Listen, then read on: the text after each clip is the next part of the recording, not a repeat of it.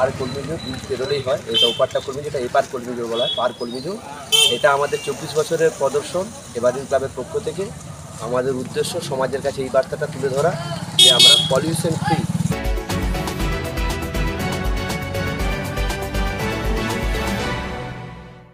বৃষ্টির মাঝে মাতৃদর্শনের রূপরেখায় আজ আমরা পরিচয় করে দেব আপনাদের বৃষ্টির মধ্যেও আমাদের দুই তরুণ প্রজন্মের জোড়া প্রতিনিধি বিশ্বজিৎ ও আবৃত্তির পুজো পরিক্রমায় নিবেদন।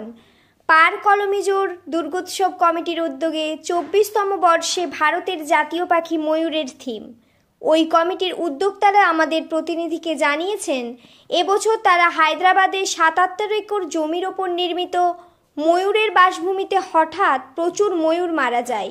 আর এই সুন্দর প্রজাতি পাখি ময়ূরের মৃত্যুর ভাবনায় তাকে স্মরণ করতে জাতীয় এই পাখিকে থিমের রূপে বাঙালির সেরা উৎসবে তুলে ধরার পরিকল্পনা। এছাড়া পরিবেশ বান্ধব হিসেবে তারা এই প্যান্ডেলটি বানিয়েছেন প্রাকৃতিক গাছের পাতা ও অন্যান্য উপকরণ দিয়ে। এটি পঞ্চমীর দিন থেকে দর্শন করতে পারবেন। পথ নির্দেশ ঘাটাল পাঁশকুড়া বাস রাস্তায় বেলতলা স্টপেজে নেমে সোজা কলমিজোর ব্রিজের কাছে। তথ্য ও রিপোর্টে গঙ্গাধর রায়ের সাথে সংবাদ পাঠে আমি অন্তরা মাইতি, ঘাটাল বার্তা।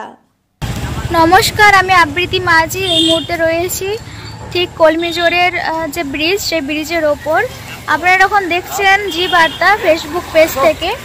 আর অবশ্যই কলমিজোরের যে একটি সুন্দর থিম হয়েছে দুর্গাপুজো, সেই থিমটি আপনাদের সঙ্গে শেয়ার করব এবং শুনে নেব এখানের যে কার্যকর্তারা আছেন তাদের মুখ থেকে কিছু তথ্য। পার কলমিজো ব্রিজ পেরোলেই হয়। এটা ওপারটা কলমিজো, এটা এপার কলমিজো বলা হয়, পার কলমিজো। এটা আমাদের 24 বছরের প্রদর্শন এভারগ্রিন ক্লাবের পক্ষ থেকে। আমাদের উদ্দেশ্য সমাজের কাছে এই বার্তাটা তুলে ধরা যে আমরা পলিউশন ফ্রি আর পরিবেশ বান্ধব জিনিস দিয়ে আমরা পুজো মণ্ডপ তৈরি করি। এর আগেও আমরা করেছিলাম শিব উপলক্ষে, তো সেটাও আমরা গত বছর দাসপুর থানা থেকে পুরস্কৃত হয়েছি। এবছরও আমাদের উদ্দেশ্য পরিবেশ বান্ধব জিনিস দিয়ে তৈরি করা। এটা গাছের পাতা, সাধারণ ইকো ফ্রেন্ডলি জিনিস দিয়ে আমাদের প্যান্ডেল সুসজ্জিত করতে সাহায্য করেছে সুদূর পিংলা থেকে আসা ডেকোরেটার। আচ্ছা, এইভাবে আমাদের পুজো হয়। আচ্ছা, আপনাদের এই থিমটা দর্শনার্থীদের জন্য কবে পুরো সম্পূর্ণ ওপেন হয়ে যাবে? কবে থেকে সম্পূর্ণ ওপেন হবে? পঞ্চমীর দিন থেকে। আমাদের পঞ্চমীর দিন থেকে উদ্বোধন আছে। আচ্ছা আচ্ছা আচ্ছা, এখনো লাইটিংটা বাকি। লাইটিংটা হলে এটার গেটআপটা আরো পরিবর্তন হবে, খুব সুন্দর লাগবে। আপনারা ব্রিজ থেকে দেখলে ব্রিজের সামনে গেট আছে এবং তার সামনে থেকে এটা অপরূপ দৃশ্য। আচ্ছা, আপনারা আসবেন। আমাদের ছোট বাজেট, অল্প বাজেট, কিন্তু আন্তরিকতা অনেক বেশি। অবশ্যই অবশ্যই, এটাই দরকার। তো এটা বলছেন আপনাদের 24 বছরের পুজো, তাই তো?